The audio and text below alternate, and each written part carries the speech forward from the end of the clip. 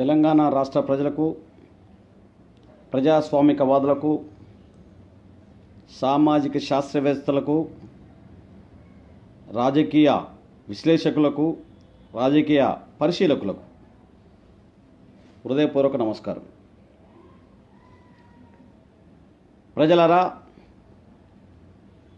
ఈనాడు ఈటెల రాజేందర్ వైద్య ఆరోగ్య శాఖ మంత్రి నిన్నటి వరకు వారు అచ్చంపేటలో భూములు ఆక్రమించారని, ప్రభుత్వ భూములు ఆక్రమించారని చెప్పి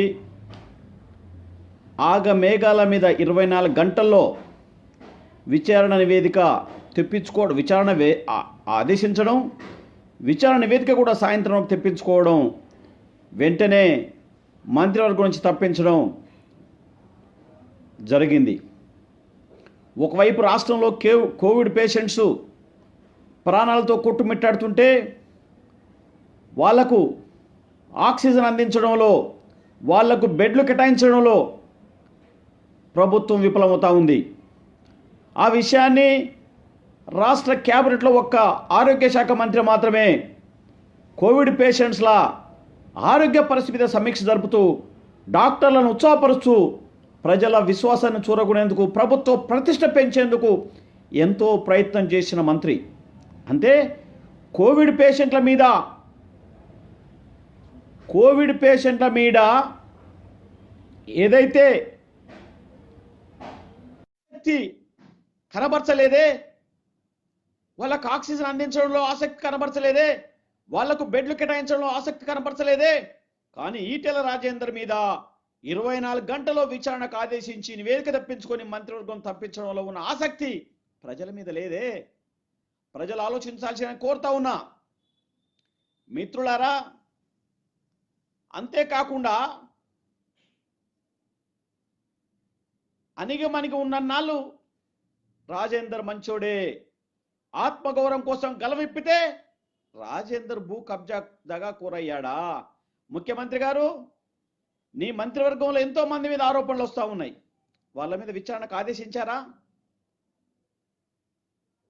రామేశ్వరరావు భూముల గురించి, మియాపూర్ భూముల గురించి, జనగాంలో యాదగిరెడ్డి గారి భూ కబ్జాల గురించి ఎన్నోసార్లు ప్రతిపక్షాలు పత్రికలు రాస్తూ ఉంటే, ప్రజా పోరాటాలు జరుగుతుంటే మీరు కనీసం విలువనిచ్చారా? ఆలోచన చేశారా? ఈనాడు మాత్రం ఈటెల రాజేందర్ మీద మీరు మంత్రులకే కలవడం ముఖ్యమంత్రి, రైతులకు మాత్రం వెంటనే అపాయింట్మెంట్ ఇచ్చారయా? ఏ అమ్మ గొప్ప ముఖ్యమంత్రి, ప్రజలకు దర్శనమేయలేని ముఖ్యమంత్రి. ఒకవైపు తెలంగాణ ఉద్యమం ఉధృతంగా సాగుతుంటే కూడా కిరణ్ కుమార్ రెడ్డి సమైక్యాంధ్ర ముఖ్యమంత్రి ప్రజలను కలిసిండు. రోజు ఉదయం 10 గంటలకు క్యాంప్ ఆఫీసులో కలిశాడు. కానీ ఈ తెలంగాణ రాష్ట్రంలో తెలంగాణ ప్రజలు ప్రేమతో ఓట్లేసి గెలిపించుకున్న ముఖ్యమంత్రి మాత్రం మంత్రులకే దర్శనమేయడుగా ప్రజలకు కలిసేది ఎక్కడా? ఈ విషయాన్ని ప్రజలు, ప్రజాస్వామికవాదులు ఆలోచన చేయాల్సిందిగా కోరుతా ఉన్నాను. ముఖ్యమంత్రి గారు మీరు ఒకటి గుర్తుంచుకోవాలని కోరుతా ఉన్నా. మీరంటే ఒక ఉద్యమకారుడిగా టీఆర్ఎస్ కార్యకర్త కంటే ఎక్కువ నేను ప్రేమిస్తాను. మీ మీద నాకు ఎప్పటి నుంచి గౌరవం తక్కువైందంటే, కవిత ఓడిపోతే తీసుకొచ్చి ఎమ్మెల్సీ పదవి ఇచ్చిండ్రు. ఏం త్యాగాలు చేసిందే మీ కూతురు కవిత? శ్రీకాంతాచారి తల్లి కడుపు కాల్చుకొని తెలంగాణ ఉద్యమానికి శ్రీకాంతాచారి అగ్గిపుల్లు అంటించుకొని ఆత్మార్పణ చేస్తే తెలంగాణ ఉద్యమానికి ఆక్సిజన్ అందించిన శ్రీకాంతాచారి తల్లికి ఒక నామినేషన్, ఒక కార్పొరేషన్ పదవి ఇవ్వకపోయావా కేసీఆర్? అప్పుడే నాకు బాధ కలిగింది. రెండోసారి పాలకుడిగా మిమ్మల్ని గౌరవించడం కంటే ఉద్యమకారుడిగా నేను ఎక్కువ రెస్పెక్ట్ ఇచ్చేవాడిని. నేను నిజంగా చాలా గౌరవిస్తా కేసీఆర్ని ఉద్యమకారుడిగా. ఒక బక్కోడు బుక్కెడు పానం ఉన్నోడు తెలంగాణ ప్రజలను ఏకం చేసి ఆంధ్రుల పాలనకు వ్యతిరేకంగా ఉద్యమం చేసిన వాడిగా నేను నిజంగా చాలా ఇంటర్నల్గా ఎప్పుడు గౌరవిస్తూ ఉంటుంటాను. అయితే ఈనాడు ఒక చర్య, కవితకు ఓడిపోయిన కవితను తీసుకొచ్చి ఎమ్మెల్సీ చేస్తే కుటుంబ ఒత్తిడికి ఏ రకంగా లొంగాడు. అల్లుడు, కొడుకు, బిడ్డ, కుమారుడు, ఏందయ్యా ఈ కుటుంబ పాలన? నీకంటే ఆంధ్రుల పాలన నయమనే మాట. కుటుంబ పాలన చేయలేదయ్యా ఆంధ్రోళ్ళు. నీలాగా కుటుంబాన్ని పెంచి పోషించలేదయ్యా రాజకీయంగా, అధికారికంగా. కానీ మీరేం చేస్తున్నారు?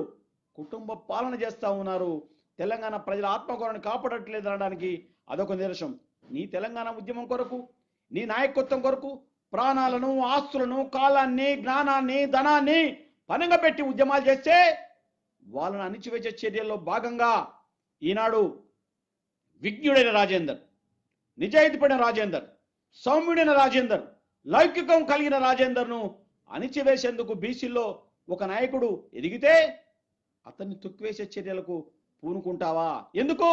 కేవలం నీ కొడుకును ముఖ్యమంత్రి చేస్తా అంటే ఏదో మానసికంగా సంఘర్షణ పడి, రాజకీయ సంఘర్షణ పడి నీ అల్లుడు హరీష్ రావు, రాజేందర్, అనేక మంది అసమ్మతివాదులంతా కూడా ఒక ఆలోచన చేస్తే కేసీఆర్ మా నాయకుడు తప్ప కేటీఆర్ కాదనే భావం వచ్చినట్టుగా మాట్లాడినందుకు వాళ్ళ మీద అణచివేత చర్యలకు పాల్పడతావా? ఇది న్యాయమేనా? కేసీఆర్ గారు ఒకటి గుర్తుంచుకోవాల్సిందా, కేసీఆర్ గారికి నేను అభ్యర్థన చేస్తా ఉన్నాను. ఆనాడు చంద్రబాబు నాయుడు గారు మంత్రివర్గంలో స్థానం ఇవ్వనందుకు తెలంగాణ ఉద్యమాన్ని భుజాన వేసుకున్నావు అంటే చంద్రబాబు మంత్రి పదవి ఇవ్వనందుకే తెలంగాణ ఉద్యమాన్ని మాత్రంగా నిర్మించడంలో శ్రద్ధాసక్తులు కనబర్చి 10 మందితోని ప్రారంభమైన తెలంగాణ ఆంతరంగికులు, ఆలోచన పరులు 200 మందితోని, కాకపోతే ఒక 1000 మంది కూడా ఉన్నదేమో జలదృశ్యంలో మీరు పార్టీ ప్రారంభం చేసి ఇంత పెద్ద ఉద్యమాన్ని చేస్తే ఆ ఉద్యమంలో ఈటెల రాజేందర్ ఆర్థికంగా, మానసికంగా, రాజకీయంగా, శారీరకంగా ఎన్ని రకాల పెట్టుబడి పెట్టాడయ్యా ఈ తెలంగాణ ప్రజలకు తెలియదా? మీకు తెలియదా? ఎందుకండి ఒక మనిషి ఉరిశిక్ష వేసే ముందు కూడా జైలు అధికారులు నీ చివరి కోరిక ఏమిటి అని అడుగుతారు. కానీ అంతకంటే నేరం చేసిండా రాజేంద్రని అడుగుతా ఉన్నా. నోటీసులు ఇవ్వద్దా? రెవెన్యూ యాక్టులో తప్పకుండా ఒక భూమి ఒకరి పేరు మీద పట్టా ఉంటే ఆ పట్టాను రద్దు చేయాలంటే, ఆ పట్టా భూమిని ప్రభుత్వం ఆక్యుపై చేయాలంటే మొదట అతనికి నోటీసులు ఇచ్చి అతని వివరణ విన్న తర్వాత జడ్జిమెంట్ తీసుకుంటారు ప్రభుత్వం వారు, కలెక్టర్ వారు. ఏ అధికారంతో జిల్లా కలెక్టర్ ఈనాడు ఏ వివరణ తీసుకోకుండా అది అసైన్డ్ భూమి, పట్టా భూములన్న విషయాన్ని సరే నాకు సంపూర్ణంగా తెలియకపోయినప్పటికీ రాజేంద్ర గారు చెప్తా ఉన్నారు, ఆ ప్రజల అవసరాల కొరకు నన్ను అడిగితే కొన్నానని చెప్పారు. మొన్న అచ్చంపేట సర్పంచ్ ఉదయం పూట ఒక స్టేట్మెంటు, ఈటెల రాజేంద్ర గారి దగ్గర పోయి మా అవసరాల కొరకు మేమేం భూమి కొన్నామని చెప్పి వారు స్టేట్మెంట్ ఇస్తే ఈటెల రాజేంద్ర గారి తప్పు లేదు, మేమే ఖరీదు చేసుకున్నాం, వారు ఆక్యుపై చేయలేదని చెప్పి ఆ సర్పంచ్ గారు చెప్తే సాయంత్రంలోగా ఆ మీద రాజకీయ అధికార ఒత్తిడి తీసుకొచ్చి ప్రలోభాలకు గురి చేసి ఈటెల రాజేంద్ర గారే మా భూములను ఆక్యుపై చేశారని చెప్పితే ఈ ప్రజలు అర్థం చేసుకుంటా పిచ్చోళ్ళ కేసీఆర్ గారు. తెలంగాణ ఉద్యమంలో చాలా నేర్చుకున్నారు ఈ ప్రజల విషయాన్ని కేసీఆర్ గారికి దృష్టికి తీసుకొస్తా ఉన్నాం. కేసీఆర్ గారికి చంద్రబాబు నాయుడు పదవి ఇవ్వకపోతే తెలంగాణ ఉద్యమంలో ఎంత గొప్ప నాయకుడు అయిండో ఈనాడు ఈటెల రాజేందర్ను కూడా అప్రజాస్వామికంగా, అక్రమంగా పదవి నుంచి తొలగిస్తే తెలంగాణ ఉద్యమంలో కేసీఆర్కు ప్రత్యామ్నాయ నాయకుడిగా, బలైన వర్గాల నాయకుడిగా, పేదల నాయకుడిగా, ఉద్యమ నాయకుడిగా రాజేంద్ర ఎదిగే అవకాశం ఉందని చెప్పి అదే కోణంలో రాజేంద్ర ఈ రాష్ట్ర ప్రభుత్వ అధికారిగా కూడా, ఆ అధినేతకు కూడా ఎదిగే అవకాశం లేకపోలేదని చెప్తా ఉన్నాను. ఉదాహరణకు మిత్రులారా, ప్రజలారా, ప్రజాస్వామిక వాదులారా, రాజశేఖర్ గారు చనిపోయిన తర్వాత వైఎస్ జగన్మోహన్ రెడ్డి మా నాన్న కొరకు మరణించిన వారి కుటుంబాలను నేను పరామర్శిస్తా అంటే ఆనాడు వృద్ధ కాంగ్రెస్ నాయకులంతా జగన్ని పర్యటన చేయలేకపోతే సోనియా గాంధీ వృద్ధ కాంగ్రెస్ నాయకుల మాటలు విని జగన్ను పర్యటన బంద్ చేయమంటే జగన్ ఆత్మగౌరవం కోసం, వాళ్ళ నాన్న ఆత్మ ఆదేశం కోసం, వాళ్ళ నాన్న ఆత్మ తృప్తి కొరకు పర్యటన ప్రారంభం చేసిండు. ఆత్మవిశ్వాసంతోని, ఆత్మధైర్యంతో అనే మాట నేను ప్రజలకు, ప్రజాస్వామిక వాళ్ళకు గుర్తు చేస్తా ఉన్నాను. ఏమైందయ్యా? జగన్ను 18 నెలలు జైల్లో పెడితే జగన్ అక్కడ రాష్ట్రంలో అధికారంలోకి వచ్చిండా రాలేదా? కేసీఆర్ గారు కూడా ఈటెల రాజేంద్ర మీద అక్రమ కేసులు పెడితే, అణచివేతకు ప్రయత్నం చేస్తే, హింసకు గురి చేస్తే, బాధలకు గురి చేస్తే, ఆస్తులను గుంజుకుంటే జగన్కి ఏమైందా? లక్షల కోట్ల ఆస్తులు కబ్జా చేశాడని, అక్రమంగా సంపాదించాడని చెప్పి కేసులు పెట్టినప్పుడు కూడా ఆంధ్ర ప్రజలు హక్కున చేర్చుకునే అధికారాన్ని ఇచ్చిన విషయాన్ని కేసీఆర్ మర్చిపోవద్దు.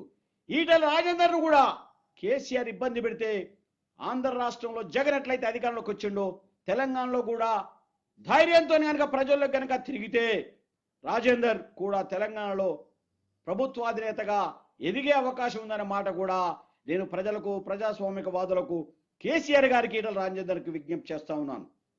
మిత్రులారా, అంతేకాకుండా ఈనాడు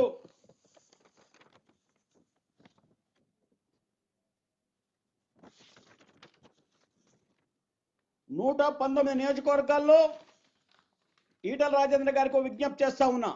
119 నియోజకవర్గాల్లో 584 మండలాల్లో ఇంకా నీకు 2.5 సంవత్సరాల ఎలక్షన్కి అవకాశం ఉంది.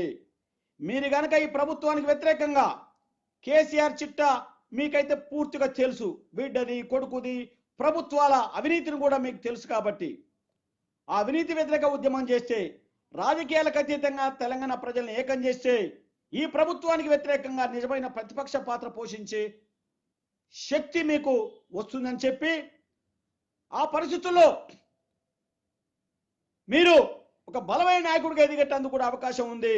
మీకు ఇంకో అడ్వాంటేజ్ ఏంటంటే, ఈ దేశంలో ఏదైతే రాజ్యాంగం కోరుకుంటుందో ఆ రాజ్యాంగం ప్రకారం కుల మతాలకు అతీతంగా లౌకిక రాజ్యాంగం ఉన్న మన రాజ్యాంగం, ఆనాడు ఏదైతే అంబేద్కర్ మహాపురుషుడు లౌకిక రాజ్యం అని చెప్పి ఏదైతే రాసుకున్నామో దాంట్లో ఇవాళ నీ భార్య రెడ్డి సామాజిక వర్గం, నువ్వు ఒక బీసీ సామాజిక వర్గం, భిన్నత్వంలో ఏకత్వంగా కుల మతాలకు అతీతంగా కులాంతరం చేసుకున్న రాజేందర్ అభినందనీయుడు. ఆయన భార్య జమిన కూడా చాలా గొప్పది. ఆమె ఒక బీసీని వివాహం ఆడి వ్యాపారవేత్తగా ఎదిగి ఈ సమాజంలో ఆదర్శవంతంగా జీవిస్తున్న జమున కూడా గొప్ప స్త్రీ అని మాట నేను ఈ ప్రజానికానికి తెలియజేస్తా ఉన్నాను. ఏది ఏమైనప్పటికీ కూడా డొక్కు స్కూటర్ల మీద అంగిలాగు సరిగ్గా లేని వాళ్ళు ఎమ్మెల్యేలు మంత్రులై కోట్ల రూపాయలు ఇలా సంపాదించిందండి. కాంగ్రెస్ పార్టీ ప్రభుత్వాల్లో ఎమ్మెల్యే మంత్రులు ఇంత దుర్మార్గంగా సంపాదించింది. కండ్ల ముందల చట్ట ఉల్లంఘన చేసిందని చెప్పి అధికారులకు పిటిస్తే చర్యలు ఉండవండి. ఎమ్మెల్యే మంత్రి ఏం చెప్పితే అదేనండి. ఇంత దుర్మార్గమానండి. ప్రజలు ఓట్లేస్తే గెలిచిన ప్రభుత్వం ఇది, ప్రజలు పన్నులు కడితే జీతాలు తీసుకునే ప్రభుత్వాధికారులు ఈ ప్రజల హక్కులను మాత్రం కాపాడడం లేదు అనే మాట కూడా ప్రజలకు జ్ఞాపకం చేస్తా ఉన్నాను. మిత్రులారా, ఏది ఏమైనప్పుడు కూడా ఈటెల రాజేందర్ మీకు విజ్ఞప్తి చేస్తా ఉన్నా, మీరు భయపడొద్దు. ఆత్మవిశ్వాసమే ఆయుధంగా, ఆలోచన జ్ఞానమే తూటగా, ఆచరణాత్మకమైన నిజాయితీ జీవితమే కవచకుండలుగా భావించి మీరు తెలంగాణ రాష్ట్రంలో పర్యటన చేయండి. నాలాంటి సామాజికవాదులు అనేక మంది మీ నాయకత్వాన్ని బలపరిచి సపోర్ట్ చేసేందుకు సిద్ధంగా ఉన్నారని చెప్పడానికి గర్విస్తున్నా. అంతేకాకుండా కేసీఆర్ గారు మీ మంత్రివర్గ సహచరుల మీద కూడా చాలా ఆరోపణలు ఉన్నాయి, మీ మీద కూడా చాలా ఆరోపణలు ఉన్నాయి. వాళ్ళ మీద మీరు విచారణకు ఆదేశించండి, నిజ నిజాలు బయటకు వస్తాయి. అంతేకాకుండా మీరు నిజాయితీ పరులైతే, మీరు స్వాతిముత్యమైతే, మీరు ఆనిముత్యమైతే, మీరు నిష్కలంక పరులైతే మీరు కూడా కేంద్ర ప్రభుత్వాన్ని మీ ఆస్తుల మీద, మీ పరిపాలన మీద విచారణ చేయమని చెప్పి కోరి, మీరు సత్యవంతులుగా, నిజాయితీ పరులుగా, నిష్కలంక పరులుగా మీరు నిరూపించుకోవాల్సిందిగా కేసీఆర్ గారికి విజ్ఞప్తి చేస్తా ఉన్నాను. కేసీఆర్ గారు నాలాంటి మిమ్మల్ని వ్యక్తిగతంగా అభిమానించే నాయకుడు కూడా ఈనాడు విమర్శ చేయగలుగుతున్నాడంటే మీకు వ్యతిరేక పవనాలు బలంగా స్టార్ట్ అయినట్టే లెక్క. నేను కాంగ్రెస్ పార్టీలో ఉన్నప్పటికీ కూడా ఒక్కనాడు కూడా మిమ్మల్ని అమర్యాదతో తిట్టాలంటే నాకు బాధ అనిపించేది. ఒక ఉద్యమకారుడిగా మీరు నిర్వహించిన పాత్ర పట్ల నాకు అమోఘమైన గౌరవం ఉందనే మాట చెప్తూ, మీరు మీ బిడ్డను, ఓడిపోయిన బిడ్డను తీసుకొచ్చి ఎమ్మెల్సీ చేసినాడే మీ మీద నాకు గౌరవం పోయింది. ఈనాడు ఈటెల రాజేందర్ అనే సౌమ్యుని మీద కనీసం నోటీస్ ఇవ్వకుండా అక్రమంగా పట్టాలు ఆ కలెక్టర్ను పంపించి చట్టాన్ని కనీసం అండి మీ అధికారులు తొందరగా నివేదిక మీకు సమర్పించే క్రమంలో జమునా వైఫ్ ఆఫ్ నితిన్ రెడ్డి అని రాస్తారండి. రాజేందర్ అనే భర్త రాజేందర్ అనే పేరు కూడా మీ అధికారులు మర్చిపోయిందంటే వాళ్ళు ఎంత తప్పిదాలు చేస్తున్నారో, ఎంత చట్ట వ్యతిరేకంగా ప్రవర్తిస్తున్నారో, ఎంత చట్ట వ్యతిరేకంగా వాళ్ళ విచారణ కొనసాగిస్తున్నారడానికి అదొక నిదర్శనం. ఏ వ్యక్తికైనా ఇలా గ్రామాల్లో ఒక పట్ట రద్దు చేయాలంటే, ఈ పట్ట సక్రమ అక్రమ అంటే, ఈ భూమి అతనిదా కాదా అంటే నోటీస్ అందజేసిన తర్వాత, అతని వర్షన్ విన్న తర్వాత జిల్లా కలెక్టర్ గారు నిర్ణయం తీసుకోవాలి. ఆ విజ్ఞత కూడా కలెక్టర్కు లేకపోతే, కలెక్టరు బానిసగిరి చేయొద్దయా, కలెక్టర్ గారు హరీష్ గారు బానిసగిరి చేయొద్దయా, ప్రభుత్వాదిగా కనీసం కొన్ని రూల్స్ రెగ్యులేషన్స్ పాటించాలి. మీ విచారణ కోర్టులో నిలబడుతుందని అడుగుతా ఉన్నా, మీ నివేదిక కోర్టులో నిలబడతా అని అడుగుతా ఉన్నా. ఇవాళ రాజేందర్ మీద, జమున మీద ఎన్ని కేసులు పెట్టినప్పటికీ కూడా అవి కోర్టులో నిలబడి నిరూపణ జరిగితేనే ఈటెల రాజేందర్ నేరస్తుడు తప్ప, ఈ ప్రభుత్వం అక్రమ కేసులు పెడితే, ఈ పోలీసులు పెడితే, ఈ కలెక్టర్ రాస్తే అది నేరం చేసినట్టు కాదు అనే మాట ప్రజలకు, ప్రభుత్వానికి, గౌరవ ముఖ్యమంత్రి కేసీఆర్ గారికి తెలియజేస్తున్నాను. మరొక పర్యాయం చెప్తున్న ఈటెల రాజేందర్ గారు, ఈ అంటే ఎమినెంట్, ఈ అంటే ఎమినెంట్, టీ అంటే థాట్, ఎల్ అంటే లవ్, ఏ అంటే accountability. Etela that is Rajender అంటే R for responsibility, R for remedy. ఈ ప్రజల బాధలు తొలగించేందుకు నీ పేరులో రెమెడీ దాగి ఉన్నది, నీ పేరులోనే రెస్పాన్సిబిలిటీ దాగి ఉందనే విషయాన్ని ఈటెల రాజేందర్కు జ్ఞాపకం చేస్తూ, ఆనాడు డాక్టర్ అంబేద్కర్, మహాత్మా పూలే పోరాటాలను జ్ఞాపకం చేసుకుని, వాటిని అధ్యయనం చేసుకొని, కాన్షీరామ్ లాంటి పోరాటాన్ని స్వీకరించి తెలంగాణ ఉద్యమంలో కేసీఆర్ పాత్ర పోచి, కేసీఆర్ తీసుకున్న నిర్ణయాలు కూడా మళ్ళొకసారి నెంబర్ వేసుకొని తెలంగాణలో నూతన ప్రజాస్వామిక తెలంగాణ ఉద్యమం కొనసాగించేందుకు ఈటెల రాజేందర్ సమాయత్తం కావాలి. అన్ని రకాల ప్రజాస్వామికవాదులు ఆనాడు కేసీఆర్కి ఎట్లయితే కుల మతాలకు, రాజకీయాలకు అతీతంగా మద్దతు ఇచ్చామో, ఈనాడు కూడా మరొక పర్యాయం గౌరవ ఈటెల రాజేందర్ గారి నాయకత్వంలో ఒకవేళ ధైర్యం చేసి కనుక రాజేందర్ ముందుకొస్తే వారికి మద్దతు ఇవ్వాల్సిందిగా నేను ప్రజలను, ప్రజాస్వామికవాదులను, కుల సంఘాలను, సామాజిక వర్గాలను, రాజకీయ విజ్ఞులను, పత్రికా విలేకరులను, టీవీ అండ్ ఎలక్ట్రానిక్ మీడియా జర్నలిస్టులను రాష్ట్ర వ్యాప్తంగా నేను అందరికీ అభ్యర్థి చేస్తూ, నమస్కరిస్తూ సెలవు తీసుకుంటా. జై భీమ్.